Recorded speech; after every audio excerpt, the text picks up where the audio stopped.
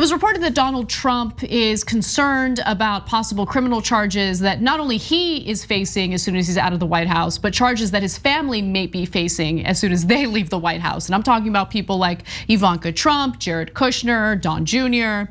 And it was just reported that Ivanka Trump actually has been deposed and is facing possible criminal charges when it comes to the use of inaugural funds. So I'm gonna read from the CNN piece where they state that Ivanka Trump, the president's daughter and advisor, sat for a deposition on Tuesday of this week with investigators from the Washington D.C. Attorney General's office as part of its lawsuit alleging misuse of inaugural funds. In January, the D.C. Attorney General's office sued the Trump Organization and Presidential Inaugural Committee, alleging they abused more than $1 million raised by the nonprofit by grossly overpaying for use of event space at the Trump Hotel in Washington for the 2017 inauguration.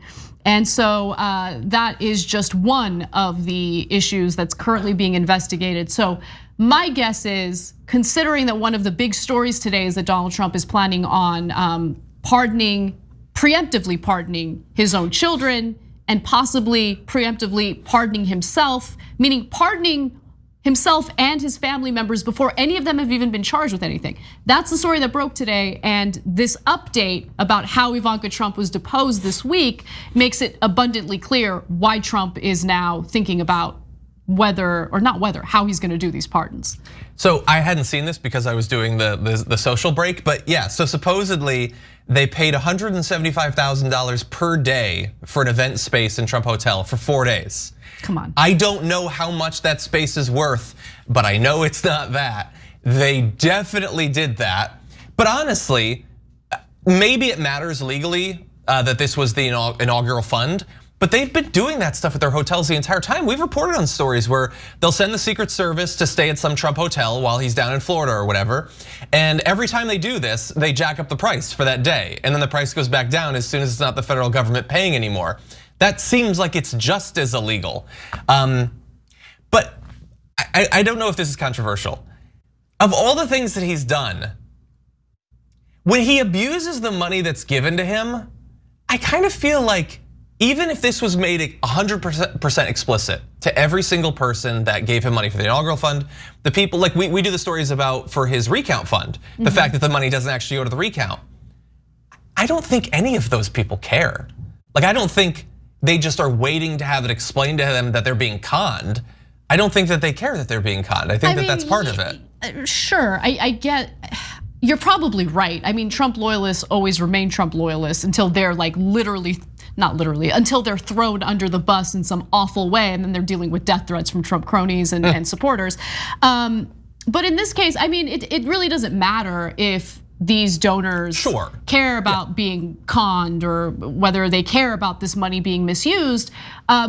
If it's proven through this investigation, they committed a crime. And so anyone else, any average person would deal with the consequences of raising money for one purpose, whether it be a charity or something else, and then misusing that money on something else, like enriching themselves. Can I ask you a quick question? Before you do, actually no, go ahead, ask me now. Yeah, because I wonder, like, I don't know for sure that she is the target of this. Like, right. It's possible that she was managing or something, but remember that she's also facing a possible investigation having to do with her being paid as a contractor while working as an employee with Trump. Right. That is a thing where hypothetically she could have actually broken the law in being a party to that. Exactly, so I'm glad that you brought that up because it ties into what I was about to share with the audience.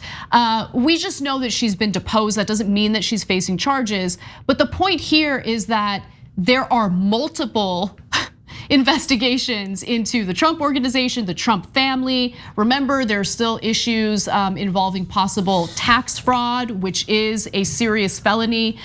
There are allegations of committing fraud in order to obtain loans that obviously Donald Trump had absolutely no business obtaining as someone who had gone bankrupt so many times.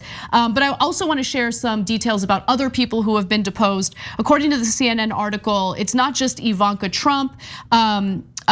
First Lady Melania Trump has also been subpoenaed by the Attorney General's office. Records have been subpoenaed by her, I should say.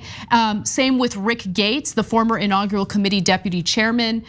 So this is a real investigation. And again, the fact that Ivanka Trump was deposed this week now makes it a lot clearer why Donald Trump is thinking about doing these preemptive pardons, right? Like just connect the dots.